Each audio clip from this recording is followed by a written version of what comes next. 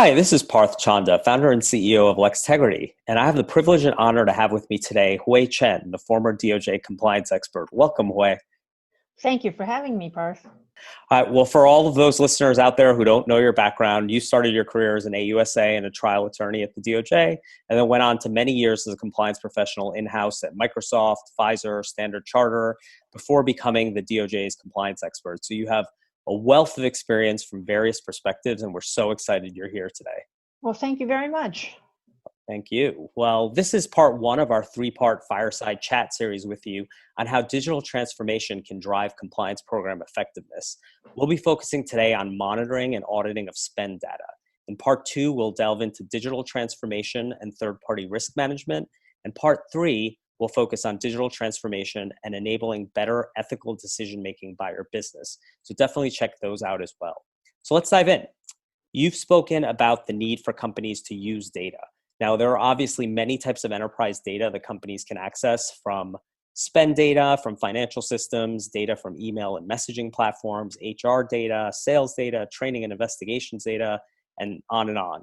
I think we wanted to focus today on spend data, as that data is really, universal to nearly every industry and company, and systems like SAP, Concur, Oracle maintain fairly robust data points around spend that are at the same time relatively accessible and are already being analyzed within companies. So, and on top of that, given the fact that a lot of compliance issues, from bribery and corruption to fraud and conflicts of interest, pass through spend data systems, I wanted to dive into that data with you today. So Hui, my first question for you is, what are your general observations on where most compliance functions are today with respect to understanding their own spend data? I would say, unfortunately, for the most part, they're not terribly sophisticated. So I think most companies are, certainly their compliance department, are not in the habit of monitoring and understanding the spend data. In fact, that's true with business data in general. So one time I was talking to a client who's a compliance person in the company, and she very proudly told me that she had built a system in her company that tracks all the third-party related information, from due diligence results to any investigations or red flags. And I said, that's wonderful. Now what you need to do is overlay that with the business data relating to the distributors that you have in the system. So let's say we were specifically talking about distributors. So I said, how about, what kind of money you have spent on these distributors in terms of marketing funds? How about how much money have these distributors revenue? How much have they brought in? All these basic business data. She said to me, we don't have that kind of information. I said, well, I know you don't, but the company does. She said, no, the company doesn't. I said, no, I'm sorry. Your company has to have this. You have to have it to run the business. And she insisted that the company would not have this information. So I found that incredible. So the next day I was meeting with their CFO. So I asked the CFO, do you have this kind of information on your distributors? He says, of course we do. We couldn't do business without it. So he shows it, right to me, right in front of him as we were talking, the system that they had tracking all these business data relating to their distributors. And I felt like saying to him, can I introduce you to your compliance colleague downstairs? Because they don't seem to have ever met. So that really was just very shocking to me, that the utter lack of understanding of even what kind of business data exists in the company. Yeah, fascinating. Yeah, and then, sort of a related point. I mean, you talk a lot about data analytics, not just being, in that case, the person wasn't even aware that they had access to the numbers. But then, the next step that you talk about is, taking those numbers and then actually analyzing the data. So can you talk a little bit more about the meaning of that distinction for you, the sort of numbers versus the actual analysis of the numbers? Right. So data analytics, to me, someone I am not trained as a data analyst. I nearly flunked my statistics course in college. It was, in fact, my lowest grade. So I am not someone who's like a math person or a stats person. And I can appreciate data. Why? Because it's actually not about numbers to me. It's about trends, patterns, and outliers. So you take a set of data like the number of investigations. So most compliance departments have that kind of number. How many investigations did we open? How many did we close? How many are in which countries? Whatnot. But just looking at those raw numbers really doesn't tell you very much. So yeah, so you have these, distribution of all these cases among different countries, and having a low number in a market, low number of cases, is that good or bad? Well, you don't know that. The number itself doesn't tell you that. You really have to put that in context with other data, with the number in other countries, as well as what else is going on in the country. So let's say you have a low, you have almost no cases in a country that with all the, whether it's CPI index or it's HR issues, that you should be expecting a lot of numbers, but you're not getting those investigations, then that's not necessarily good. So it's about making sense of those numbers as opposed to just looking at those numbers by themselves. The same thing with, if you look at, the many companies, or at least at some level, do some that, top 10 or top 20 of different spend categories, for example. It's not about just looking at the top 20. It's about looking at, do those top 20 make sense? Is there someone in the top 20 that you didn't expect to be in the top 20, or someone who should be in the top 20 who's not there? It's about contextualizing all of those numbers. Yeah, no, that resonates a lot with me. I mean, that tracks exactly my experience, as an in-house compliance lawyer for many years, and then also, really from speaking with literally hundreds of companies since we launched LexIntegrity. I think, there's really, unfortunately, still over-reliance and emphasis on what you just described, sort of those raw data points or the KPIs. Top 20 is a great example of really anything. It could be top 20 T&E spenders. That's something that people focus on, compliance teams focus on, internal audit focuses on. But often, that may just confirm that the CEO has the highest T&E every month. So it may not be very illuminating from, it may be pretty obvious. And, comparing someone's T&E in New York City to a lower cost location may also be highly inaccurate. And so you see the same thing as you mentioned on the third party side, top 20 high risk third parties and their largest transactions, as high risk is identified through the due diligence process, let's say, and what you miss there is that you may have many quote unquote low risk third parties that were misidentified, either purposefully or not, on the front end, or that are ultimately your conduits for impropriety. Or you may have high risk third parties from the diligence process that have all sorts of controls and mitigation in place that make them actually quite low risk, and it's a medium risk third party that maybe doesn't have those controls. So from my perspective, that's where compliance teams need to move, taking those sort of inputs, the raw data, and actually applying true analytics. And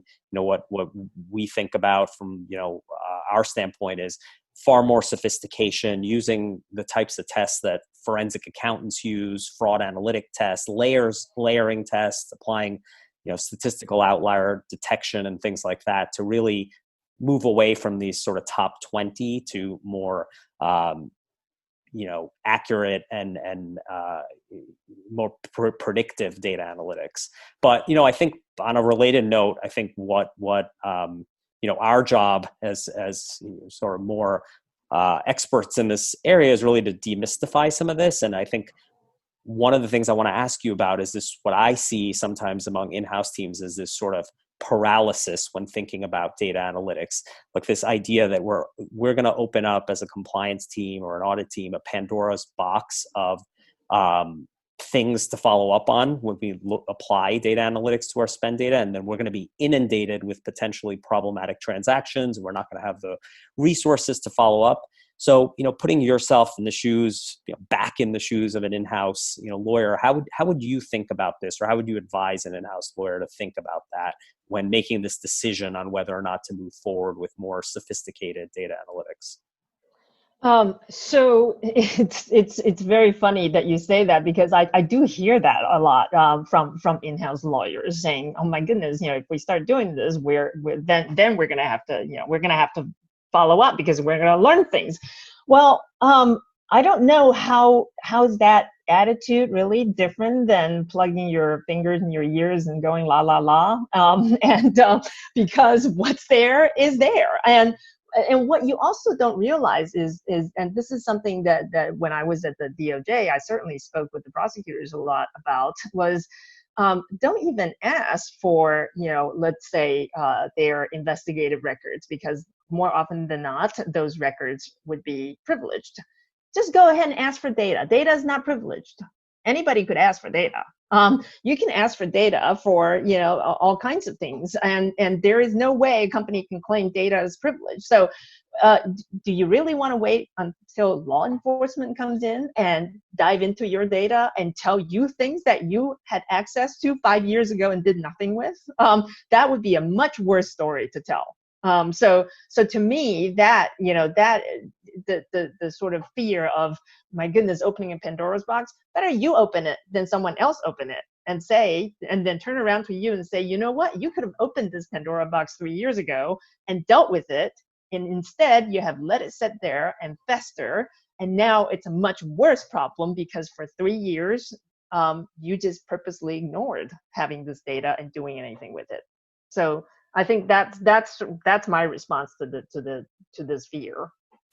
Yeah, no, that's definitely persuasive from my perspective. But I guess on a related note, how do you respond to then the in-house counsel who hears that message from you and then asks, are they going to be, now understanding that, the DOJ, SEC, the CGU, or whomever is actually going to ask for this data, and is also going to be looking for this data, that they could potentially end up in a worse place, even if they, are putting something like this in place, a worse place if the data analytics expose issues, and they then need to explain that to enforcement authorities, and that the enforcement authorities are then going to second guess, what they did with that analysis, with the data analytics that they had before them.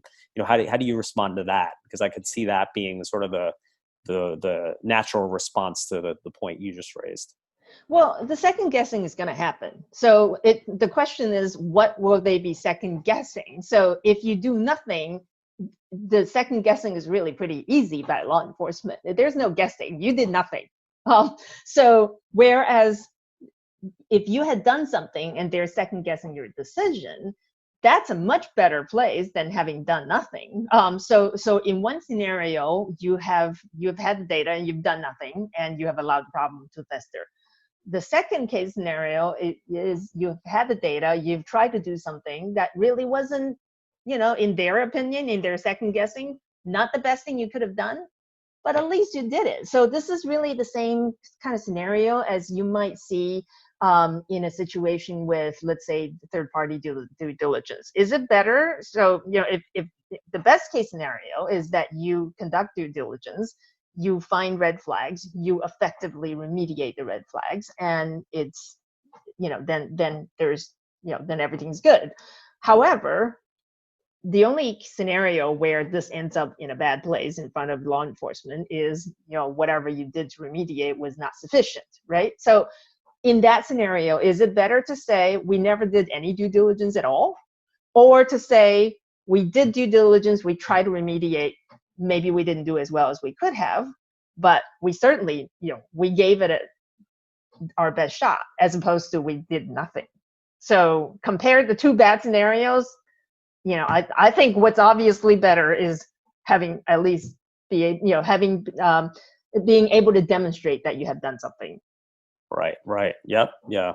And I think partly what I've seen now, talking to other peers, is there are sort of some misconceptions around implementation as well. I think thinking about how we're going to actually implement this, that the idea that data analytics are difficult, that it needs, you need a background in math, you need advanced AI, AI, machine learning, that's really the vogue right now, or you have to hire a team of internal data scientists to manage all that, or that all these platforms have to cost you millions of dollars to implement, and only a few companies in the world know how to do it. All of these misconceptions, I think, also cause paralysis. I think from my perspective, these tools are not science fiction. I mean, they're being used today. They're by many companies. They're not the province of the biggest companies in the world. They exist today out of the box. You can apply sophisticated risk algorithms to root out corruption, fraud, sanctions, embezzlement, all sorts of high risk problems today. But I think that idea that it's very hard to implement, and then on top of that, related to your earlier point, the idea that once it's implemented, you're sort of at the whim of a machine and you have no say over what this machine spits out for you. That's also another big misconception I see. A good data analytics platform should be, right size for your industry, your business, your risks, and allow you to control your analytics and really give you aggregate analyses and give you really an operationalized way to actually use your data. So I think that's another thing that I see is an area for more education. So yeah, I mean, I think when I recently hear the DOJ and SEC saying that they're getting to a place where they're going to look at companies not using data analytics as the outlier rather than the norm, I do feel like regulator expectations are always changing. I started as an FCPA lawyer back in 2004, and there was only then were they starting talking about third-party due diligence, and then companies responded to it. Do you feel like you mentioned the DOJ and SEC doing data analytics. Do you feel like we're at the same juncture today around data analytics where the expectations are again like outpacing how companies are reacting, and compliance teams are again sort of on their back foot dealing with regulators? Or do you think Absolutely. So I mean, to begin with, so they don't, the law enforcement and as well as regulators, they don't sit in caves. They're out there and they see what's going on. They have seen platforms like yours. They have, they go to academic conferences and they see the latest research. They're also, they're also doing data analytics themselves.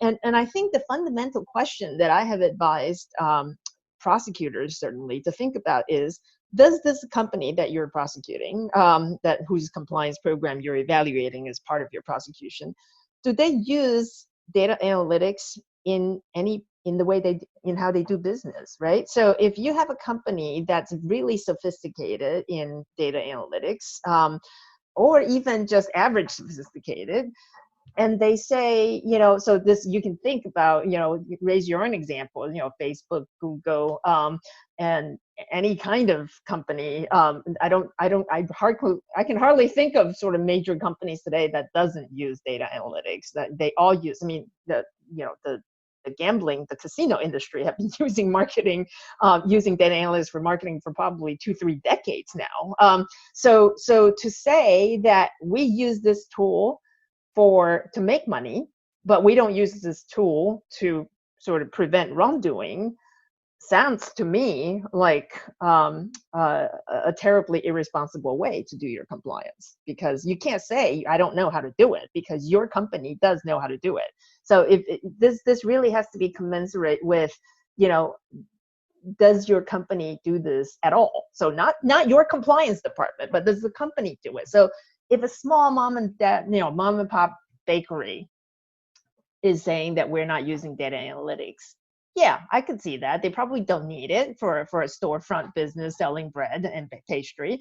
But they probably even use data analytics. So however they're using data analytics to market their business, I expect them to use the same level of sophistication to certainly manage their money. So if you apply that to large companies, I don't think any large company or even medium-sized company's marketing department is not doing data analytics these days.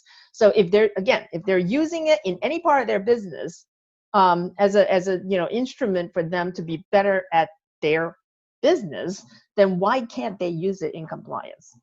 There is no reason other than not willing to do it. Yeah. It's not we can't, but it's we won't. Yeah, no, it's a great point. And then even taking the flip side of that, which we'll touch on in part 3 of our discussion, is sort of how you as a compliance organization can give your business better tools. Really sort of the flip side of that, you're talking about how the regulators are going to think about this, but how does your business also think about it, this not having access to this data from a compliance perspective when they have an access to a wealth of other commercial data and dashboards. Really just going back to your distributor example, where the CFO can pull up on his iPad distributor margin data, but the compliance organization tells him that that's not possible, and they can't give them any risk analysis of that data. So it's sort of the flip side of that. And it's really another way to get ahead of this, not just with regulators, but to get ahead of the curve with your business, and make it seem like, and not make it just seem like, but really have a cutting edge program that's on par with their marketing analytics program or whatever. So, no, I think that's a really, trenchant point. So yeah, I mean, I think that's my parting thought on this is I think there's a lot of mystique around data analytics, a lot of misconceptions. I think, there's a lot of sense that there's, budgetary challenges, there's internal buy-in challenges, that, you have to wait for a big issue to turn this on. And if you turn it on, it's going to be very challenging. And I think, really, you don't have to also do a big bang. You can start with pilots, you can do things like that, but these things are available today off the shelf, and really can transform risk management overnight by unlocking all of this dormant data that's sitting in your organization that compliance organization is not using. So that would just be my parting thought for compliance professionals out there. But I'd love any sort of parting thoughts that you might have for for our listeners out there. Absolutely. So I'm going to pick up on a couple of points that you mentioned, from the budget and buy-in perspectives. So one of the stories that I remember very clearly from my time at the fraud section was that I had this. So this is not even just compliance, department person. This was a monitor. A corporate monitor comes in to present his latest findings on a company, and there was some issue related to the use of corporate credit cards in that particular company. So the monitor's recommendation was that train all employees, it literally said there, train all employees on the use of corporate credit card. So I saw that recommendation, I saw the description of the problem. I said, how many people in this company have corporate credit cards? It was a couple hundred people. He was going to train tens and thousands of people for something that 200 people have. Yeah. Talk about a waste. Talk about utter waste of money and time and resource, not to mention the credibility of the compliance department, in this case, the credibility of the monitor. That was a simple data point. You have a problem with the present corporate credit card? Start with how many people have them. And what kind of problem do you have? It's probably a subset of the 200 people. It's a subset of certain types of transactions. So if you dive into that data, that would have saved them so much. We're talking, this is not a small investment in training for tens and thousands of people. Even if it's, you do it for free, it's that many people's work hours. Think about the salaries wasted on that. So that's one. But so on the budget side, I think it's more expensive when you don't use data and end up spending a lot of time and resource chasing things that don't matter, chasing things that are not your real risks, and losing your sight on the real risk because you're not looking at the data. I think those are serious problems when you don't use data. So that's going to end up being much, much more costly. Secondly, from the buy-in perspective, I think compliance has got to be one of the last departments in the corporate world that does not use data analytics.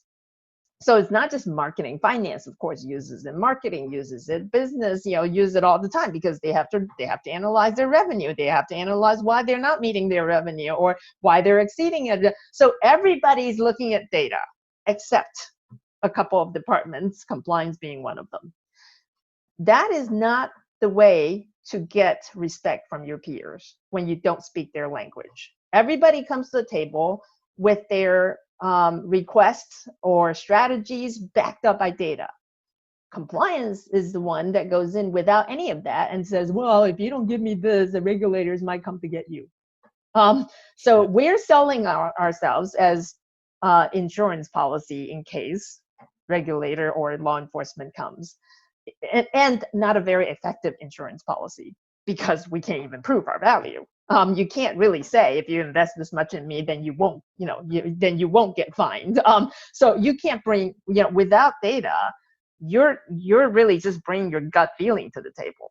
And that's not a very effective way to get buy-in, to get respect from your peers, and to get a place at the table. So that's where I would, that's where I would urge compliance professionals to really think about how you're using data, and are you really speaking, are you really speaking the language of your your colleagues, and are you being judicious in your use of resources, including your own resources?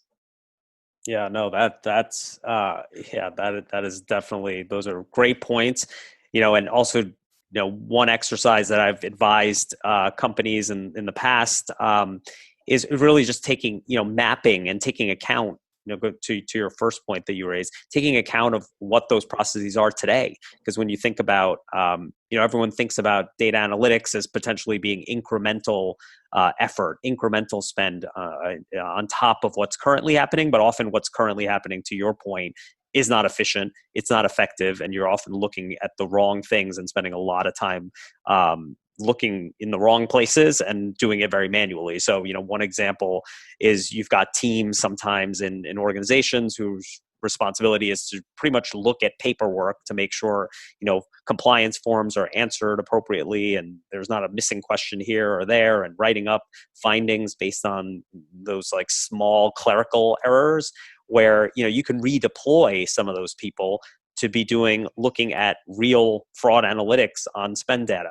where the real risk is, finding, potential real anomalies and real systemic issues. And similarly, from an internal audit perspective, there are opportunities to redeploy some of your, periodic auditing resources to be more continuous monitoring resources. And, so it does, I think if you take account as a first step in terms of how you're using resources, there are often ways to squeeze a lot of efficiency gains if you apply more data. So no, agree with you fully on those, both of those points. So Hui, thank you so much for your insights. They're, as always, extremely helpful to me. And I think to all our listeners out there looking to really transform their programs. Everyone out there, please make sure to tune into parts 2 and 3 of this chat series on digital transformation and compliance program effectiveness. The next part dealing with third-party risk management, and the third part dealing with enabling better decision-making ethically by your business. So thanks again, Hui. Thank you.